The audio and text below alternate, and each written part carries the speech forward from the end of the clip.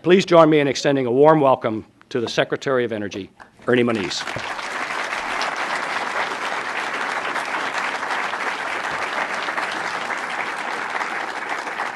I had no idea that General Klotz was a digital media kind of guy. Obviously spending late nights doing this, but it's great to be here. This is an event that Frank and Madeline and the Deputy Secretary and others of us have been really looking forward to as a really important event. And by the way, I might say, as I hope all of you know, this is the first of a double header today, in the sense that we are also hoping to see you in the afternoon on the Hill for our national security focused lab day.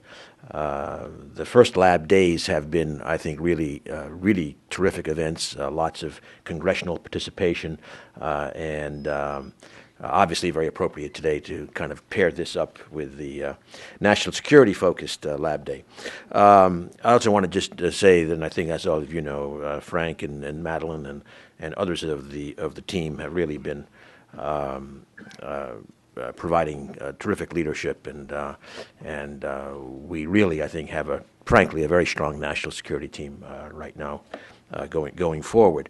I should also acknowledge and thank the Navy Heritage Center for hosting us today in this facility. Now, I'm not going to go through names because, frankly, I see too many familiar faces here, which means, of course, we're all 20 years older than we were when we started this effort back in the 90s, and continue to see it through today. But I also, besides the familiar faces, I think we can see some of the younger faces that General Klotz just referred to. I think we have quite a few of NNSA's graduate fellows here today. Project on Nuclear Initiatives, Program for Emerging Leaders, some from the minority serving institutions that NNSA is serving. So I certainly would just reinforce Frank's comments that we're looking forward to you speaking at this event in the next 20 years. That would be great. As Frank said, obviously, you all know we're here to kind of celebrate, kind of put an exclamation point on this 20th anniversary of President Clinton's kind of firing the starting gun on the stockpile stewardship in the context of a commitment to the CTBT. We'll come back to that. It was obviously there were some bumps in the road, and for example, that we will be addressing. But I think I just think that coming back and looking back at this now after my first go around the DOE track in the 90s, that I mean it's a remarkable story that I think we will be drawing out today, combining science, national security, policy, politics, innovation, culture, skepticism, big institutions, fortitude, courage, and some degree of success. And it's really remarkable. But of course, we want to revisit this kind of obviously with a forward-looking orientation, and that is one reason why I really looked forward to being able to make these remarks is, and want to make it very clear, my fundamental story here is that what was done and started in the 90s with science-based stockpile stewardship. I'm sorry, Frank, I still say SBSS, not SSP. It's a story of, I think, incredible innovation. I'll come back to this, but just the theme, the punchline, is nothing about this program was guaranteed to succeed. There was nothing off the shelf about it. Science and technology had to be invented to go into completely new domains. Obviously, we're here in the context in which it's largely worked. That innovation, again, I'm just finishing the punchline. I should sit down after this, but I'll take more of your time. That innovation is what is critically important, not only about the nuclear security laboratories, but about our laboratory system to meet our nuclear security needs and our other critical mission needs. And that's what comes not by trying to turn things on and off, but by making a sustained investment over many decades to sustain that innovation. That's in a nutshell what I'm here to talk about. And I just want to say that I think that commitment to innovation is something that I feel very good about seeing across our lab system. This is today a critical example of it, of a broader issue. Now, Frank mentioned that President Clinton actually was on August 11th, 1995, issued his statement. A quote from there is, I, President Clinton, am assured by the Secretary of Energy and the directors of our nuclear weapons labs that we can meet the challenge of maintaining our nuclear deterrent under a comprehensive test ban treaty through a science-based stockpile stewardship program without nuclear testing. The directors got a little bit wobbly on that for a while, but we'll come back to that. They supported that statement. I should also add that we would have liked to have done this on the anniversary, the 20th anniversary, August the 11th, but August the 11th was halfway through a certain 60-day congressional period for another example of science-based nuclear security. You all know what I'm talking about, and I'll come back to that later on. Anyway, again, the labs have met the challenge and drove science and technology really to new heights, and I'll say something about the program and the individuals. So, obviously, there's the story before the story, but I'm not going to go back to, Oppenheimer and Teller and the whole series of events over more of the half-century scale.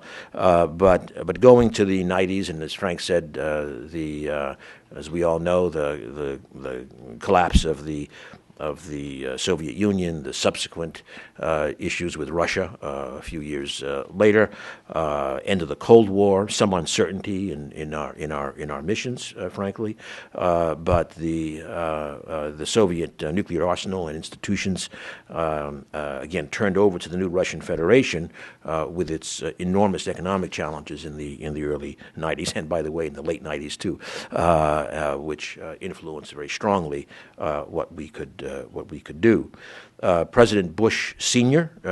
Halted production of any new nuclear warheads, and this was followed by President Clinton's direction in 1993 to the Department of Energy to explore other means to maintain the confidence, and that's a quote, explore other means to maintain the confidence in the safety, reliability, and performance of our own weapons. So the question is, of course, what were the other means, and what do you mean by confidence? It was clear, however, that this was a sea change for the enterprise, which by that time had conducted over 1,000 nuclear tests, had fielded 70 types of weapons on platforms, from artillery shells to ICBMs, small to very, very large. The sudden end, kind of the music stopped in the musical chairs game. The sudden stop of the Cold War really meant, again, a complete rethinking of 40-plus years of practice, essentially overnight, and a starting place at the gate that had a stockpile that certainly was not designed or optimized for these changed conditions. Responding to that, our curmudgeonly friend down here in the front row, Vic Reese, had just been confirmed as Assistant Secretary of Energy for Defense Programs. Welcome to your new job. By the way, it's totally changed. But met with the lab weapons program managers at that time, familiar names, John Imlay, George Miller, Roger Hagengruber, and their kind of chief weapons scientists, John Brown, Dick Fortner, Jerry Jonas, and basically over a couple of days of brainstorming, I think, laid out this new strategy around SBSS. And by the way, Charlie was living through those years as well at DOE. So again, the concept was very elegantly simple. It was only a question of doing it. The nuclear explosive process was to be broken down into all of its major component processes. Those processes were to be experimentally investigated, to measure in sufficient detail, to validate computer simulations that would kind of pull these data together, and test designer understanding, with each of these validated simulations assembled to simulate the entire nuclear weapons explosive process, and then the result compared with previous underground testing data. But again, a few problems. None of the experimental tools existed, and clearly the tools that had to be developed, first of all, the experimental tools, we're going to have to explore physical parameter spaces, temperature, pressure, that were certainly unknown in the laboratory. And then on the computational side, looking first at a required 100 teraflop computational capability, a factor of 10,000 faster than the then fastest computer, and really a factor of 1,000,000 greater than what was typically used by a designer in those days. And as I'll come back to, it's not like, okay, let's just get 10,000 of those and put them together. A literal paradigm shift had to be put into place. So other things is there was certainly little experience on things like how nuclear materials, plutonium, change properties with age, how those changes would affect safety, reliability, and performance of the weapon system. And while the stockpile was kind of viewed as being in decent shape, certainly in the context of the traditional paradigm, but we were also at a stage where this unoptimized stockpile really had a lot of the weapons reaching their maturity, shall we say. So there was let's face it, there was a great deal of technical uncertainty embedded in a policy debate, ranging from those who were looking for a rapid reduction in the U.S. nuclear weapon enterprise, and with it a budgetary peace dividend, to those who were skeptical of any Russian or Chinese political reform, and pushing for continued testing and a modernization of the stockpile and its aging industrial base. But anyway, the labs obviously pushed on to the task of designing the new system, designing the new facilities, building those facilities in conjunction with the program, which had non-nuclear explosive testing as part of its activity.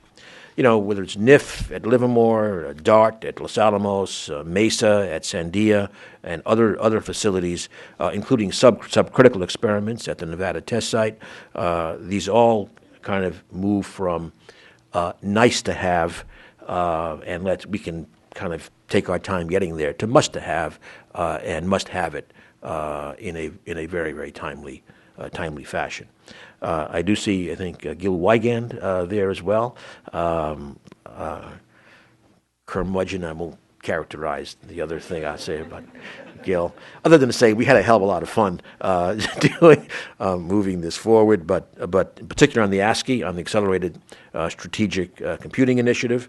And by the way, now the President's order of a few months ago just replaces accelerated. Now we have the National Strategic Computing Initiative, which will take us to exascale. But Gil obviously played a huge role, as you all know, in the ASCII, a truly integrated lab and manufacturer program to meet the goal of that factor of 10,000 within a decade.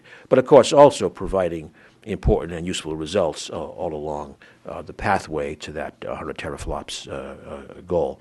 Again, I'm going to come back to this in the context of innovation, but once again, little of this could really be planned all the way to the end, I think, until we got into the program and started to recognize the challenges and then overcome them one by one by one. And again, this certainly could not be done by an act of genius by one person, but really by the cooperative effort of huge teams of scientists and engineers, principally at our labs, working together in very considerable multidisciplinary teams.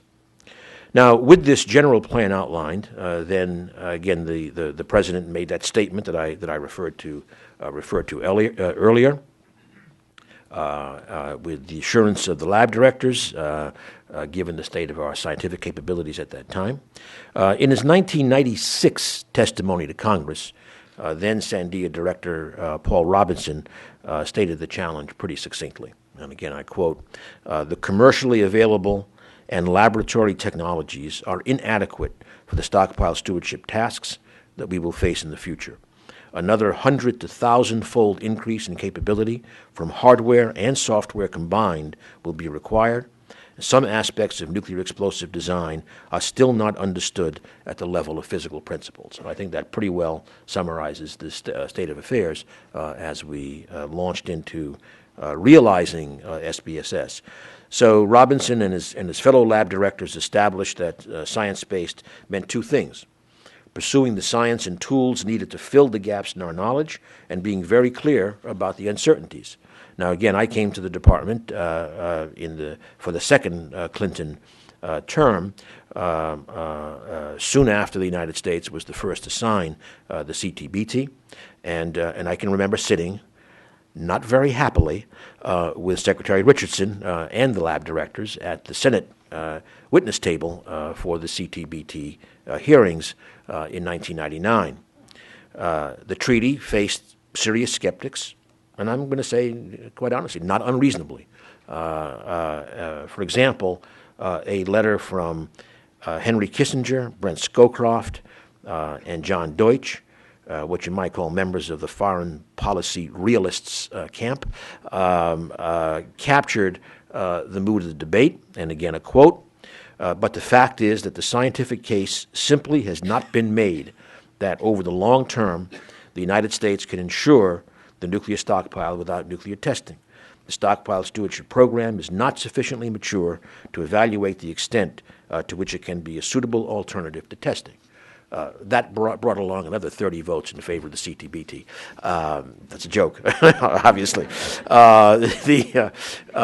So clearly it was not ratified at that time, and the hearings were something, I think that the technical description is they were a debacle, and the lab directors, while I would say expecting success in the science-based stockpile stewardship, were unwilling to guarantee it until the tools were there and the program demonstrated. And frankly, again, to me, that was a reasonable position.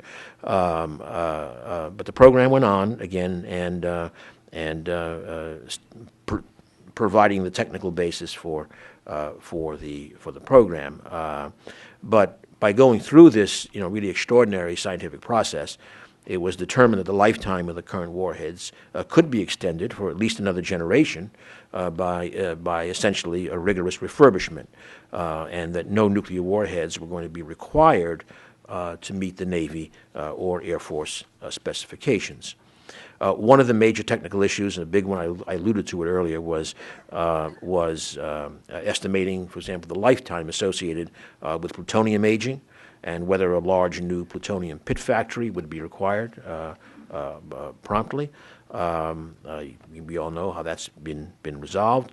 But last year, I asked NNSA and the labs to make a detailed bottom-up review, asking the question that, suppose the Senate decided to hold CTBT ratification hearings again, what could you say about our confidence in the stockpile? Suppose you were now at this new witness table in the no testing regime, and clearly, from my perspective, the results, I think, were quite gratifying after our lab directors led this activity.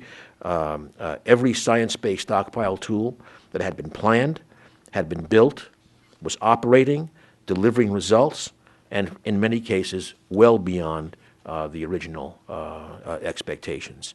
Certainly the ASCII program that I referred to earlier met the impossible goal of 100 teraflops by 2004. That's impossible in quotes, because in the decade since, we've gone another factor of 100 or something, up into the tens of petaflops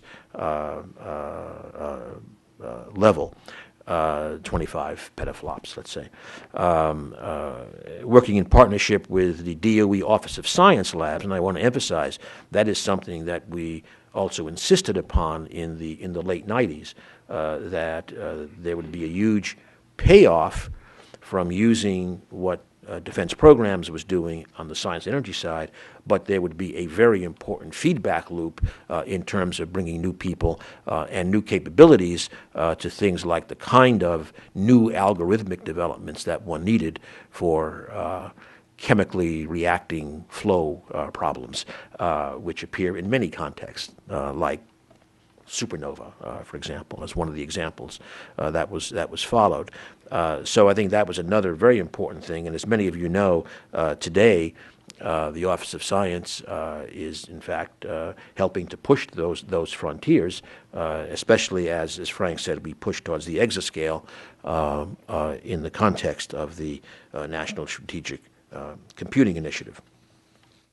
So today we can again do those calculations at an unbelievable level, but also physically we can, with these capabilities, trace, nanoscale instabilities that are important for the physical understanding of the weapons process, and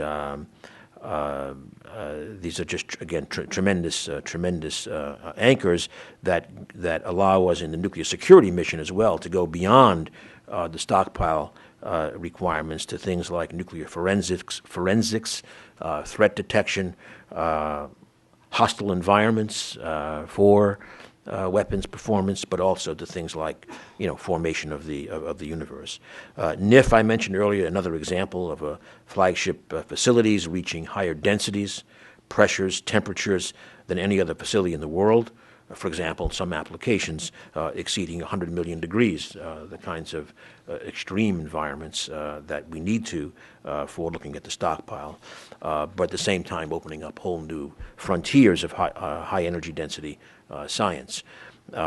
Pressures, hundreds of megabars, gigabars, again, NIF addressing areas such as high pressure strength equations of state, hydrodynamics, dense plasma effects, many of the key scientific areas underpinning our continued confidence in the science-based stewardship of our nuclear weapons stockpile. I'm sorry if I'm going on this, but I just think it's really important to understand what this meant in terms of science. With many of these successful innovations that stewardship has produced, the directors of our national security laboratories, I think, have been able. First of all, they have been able, that's a fact, to certify the diminishing stockpile annually since that time in 1995.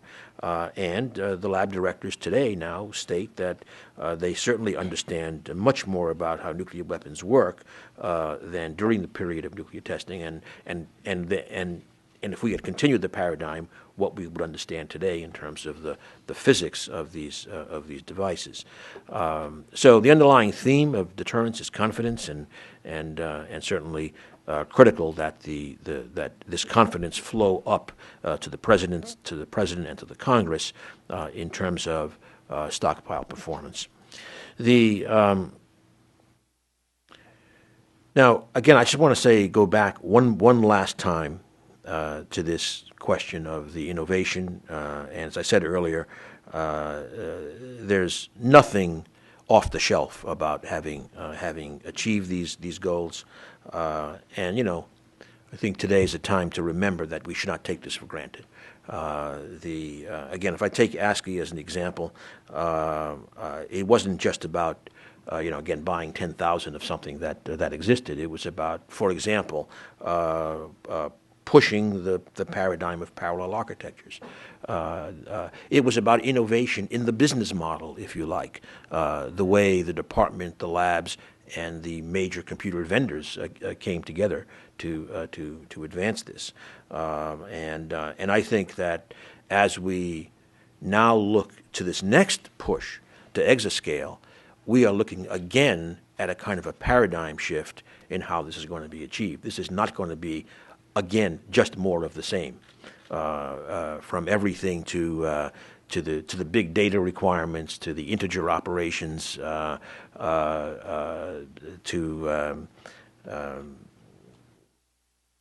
that. Okay. I was going to say, and to things like energy management.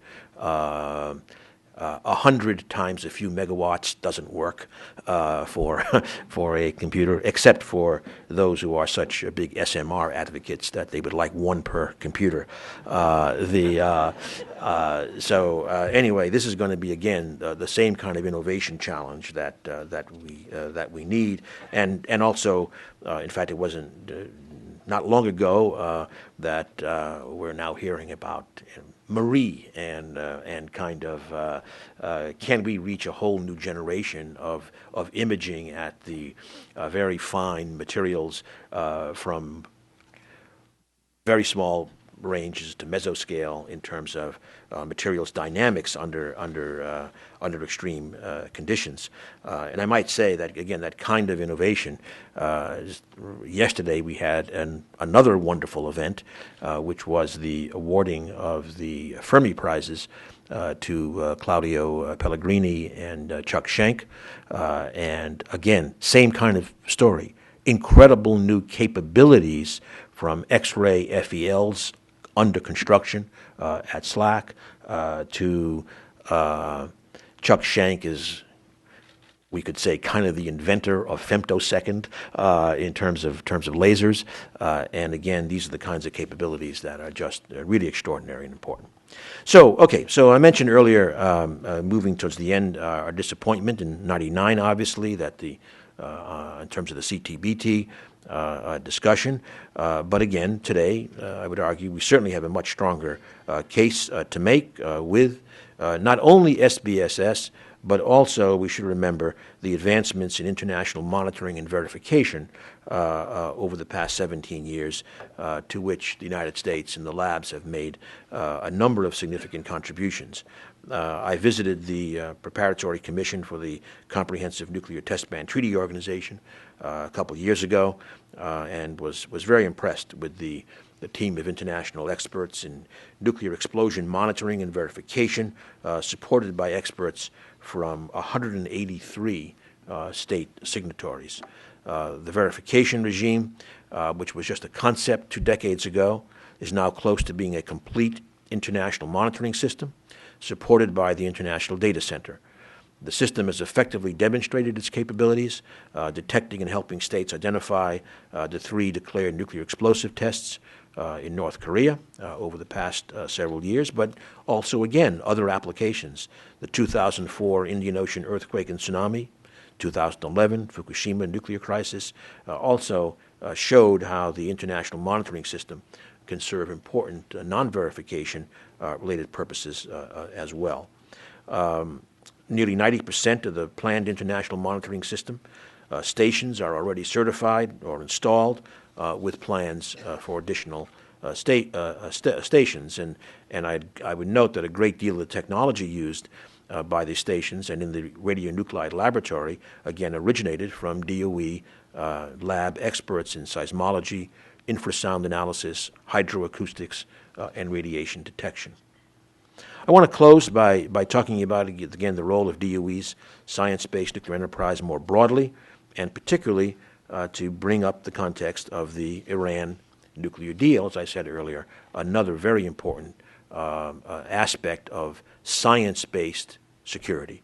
The results of the investment in these areas, in science-based non-proliferation programs, the results of those are really nothing short of heroic. Securing nuclear materials globally, including removal of all HEU from 28 countries, development of novel technologies to discover foreign nuclear weapons development activities, detect nuclear detonations, strengthen monitoring and verification, characterization, detection, and defeat of the range of nuclear or radiological devices potentially available to a rogue state or terrorists. And many of you know that one of the features of the Iran agreement and the Iran verification thing is that technologies that have been built up over 20 years are going to be an important part of the new safeguards. In fact, just again to tie back to my last go-round, one of the things that was developed at a couple of our labs was real-time monitoring of enriched uranium streams. That was in the context of the megatons to megawatts program. Well, now that's going to be critical in monitoring the enrichment activities in Iran. So these things really, again, are the result of sustained investments. Now, in late February, again, as is known, the President asked me to join Secretary of State Kerry in the P5+1 Iran negotiations, taking the role of lead U.S. negotiator for the nuclear dimensions of an agreement that would verifiably prevent Iran from having nuclear weapons or detect violation of the agreement in a timely way if Iran were to pursue a weapons pathway.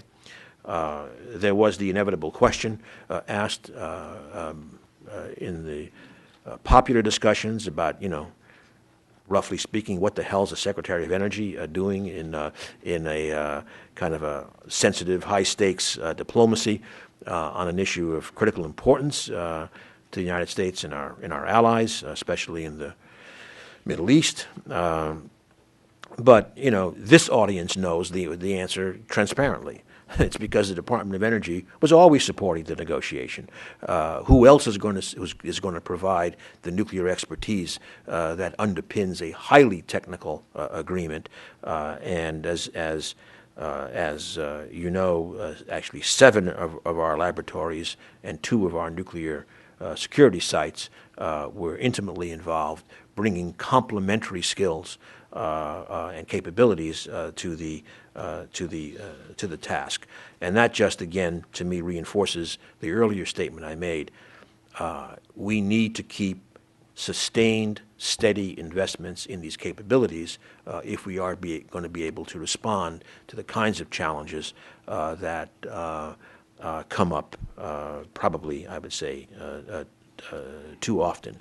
But some of you may have seen that one of the now very specific responsibilities that we will have, among many in the implementation phase, is we published on Sunday, which was adoption day for the agreement, a statement of intent worked out between the United States, China, and Iran, where the United States and China will co-chair the working group for the redesign of the Iraq reactor, so that it is, roughly speaking, not a plutonium factory. Well, obviously, again, that expertise is going to come from our laboratories.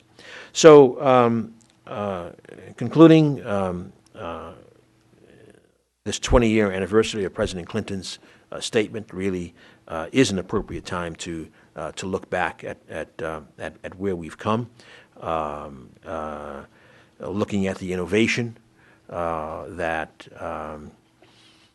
was certainly an aspiration in 1995, and today is the fruits of it are very clear. The Moore's Law speed limit apparently could be violated, for example, in terms of computing, but again, also the experimental facilities going into just extraordinary parameter spaces, as we discussed earlier, and also with the spinouts and the interplay back and forth between other capabilities like genomics. And another example, by the way, is as you all know, again, the DOE and the labs is really how the whole genomics initiative got kicked off. And now today, it's no secret, we had a workshop, for example, on Friday at Argonne on the brain. Why? Because NIH has come to us and said, we need the capabilities of these laboratories for a problem of, it's not quotes in our mission space directly, but we have the capabilities that are needed for this program of tremendous national importance. So that's, again, really the message, the innovation system that we must sustain.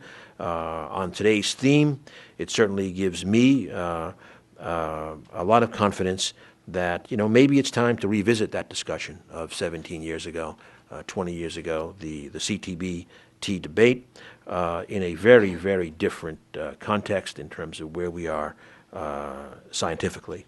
And that's certainly a discussion that I, for one, would kind of welcome to be engaged in and to talk about our readiness for such a move in a way that we were not, frankly, in the late 90s. So thanks to all of you who have, and there are many, many here who have been key contributors to this progress, and just keep it up for the next few decades. Thank you. I'm going to add one comment that was alluded to in the end of this discussion. The discussion that, Bill mentioned, for example, using the Slack, FEL, et cetera. And I just want to make the point that I'll use an anecdote from when I visited Sandia, I forget, a year ago or whenever, one of those visits to Sandia, where after having our substantial amount of time in rooms with no windows, we were actually able to go above ground and have some unclassified briefings on some science projects. And it was kind of interesting. I still remember. We had 4 projects that were being presented. 2 involved solar energy. And they were supported, one was supported by our Energy Efficiency and Renewables Office. The other one was supported by ARPA-E. We had a project on supercritical CO2 Rankine cycles that was supported then by nuclear energy, and now it's kind of fossil energy leading it. And we had a project on climate modeling, which was supported by the Office of Science. And I know we could say similar things for the other security labs, and there will be similar messages for all of our labs, in fact. But the point was, to me, is, and I should add, and all 4 projects had roots in the LDRD program. So the idea that, we need to have kind of some flexibility and creativity to get new directions going, but this idea that the nuclear security laboratories need to be part of this bigger system in terms of programs, in terms of laboratories, et cetera. And again, as I say, I mean, the same thing is true at our other laboratories in terms of how the labs are coming together, also in working much more effectively as networks in terms of responding to important cross-cutting problems. But again, I think going back to the nuclear security laboratories, the workforce, et cetera, this was just a perfect snapshot of why we need to keep this together, why we need to work across the stovepipes. These were clearly, and I should have added, by the way, all 4 of those projects, I think not by accident, were being presented by researchers, shall we say, earlier in their careers rather than later in their careers. They weren't doing management. They were doing research. So anyway, it's a really important message, and I'm glad that theme was able to come out here because it is central to our nuclear security mission in the stockpile and in other elements of the nuclear security mission as well.